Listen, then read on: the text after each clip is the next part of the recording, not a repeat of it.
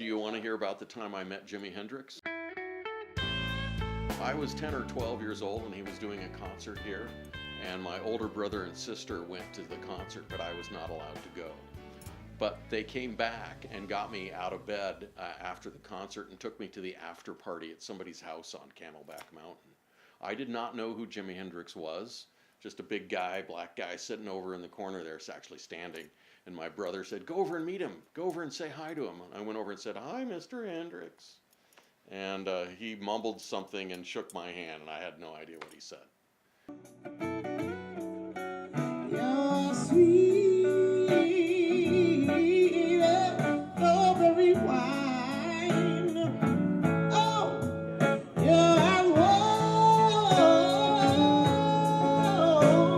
as a glass of brandy. I get stoned. My parents had records, of course, and actually there was a record player in the house for vinyl. And I would listen to music and I really liked it. We had an album by a guy named Herb Ellis, which was a jazz guitar player. And then my uncle had been in the army and had gone to Spain, and he had learned a little classical flamenco guitar, and I heard him play it live, and I was like, wow, I really like that. And that was when I was about 7 years old. So I asked my parents for about a year if they would get me a guitar. And they did. When I was 8 years old, they got me a guitar and guitar lessons.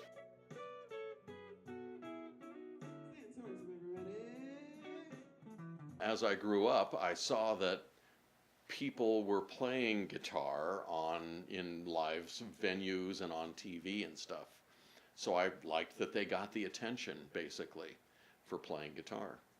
Then as I got a little older and started to get into rock and pop music, of course, my heroes would be like Jimi Hendrix and Les Paul, actually Jimmy Page, Eric Clapton, you know, some of those guys that were on the airwaves at the time.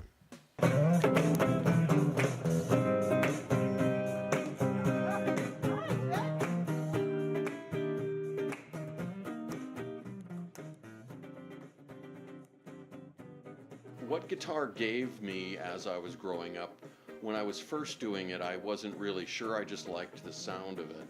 But as I grew into my teens and my older brother and sister started having problems and the family started to get a little bit weird with, you know, typical teenager kind of problems, it was an escape for me in a lot of ways. But also it helped me just say things that I was not able to say myself, right? For some reason I just like the sound of creating that music, getting the strum going. I think I'm a little bit obsessive compulsive, and so repetitive finger motions were really fun for me as well. So that means I learned my scales really well and really fast. If you pursue music past its basic stuff, you are going to get into more complex styles, which often mean jazz. Right? You can go into the classical side, which has a lot of complexity as well, but jazz is a more immediate improvisatory complexity, so to speak. You have to figure out how to play your melody over the chord changes as they go by in a song without having to wait and figure things out and work them out on a page. You have to do it in your mind as they go by. I can see the music in my mind on the page as it goes by, and it helps me keep my place, but also I'm hearing in advance what I want to express on the guitar, and also sometimes I'm reacting to what my subconscious has just played. So there's a lot of different layers involved with that creative situation. I am Stan Sorenson. I'm a guitarist, a jazz guitarist, and I've been playing for over 53 years.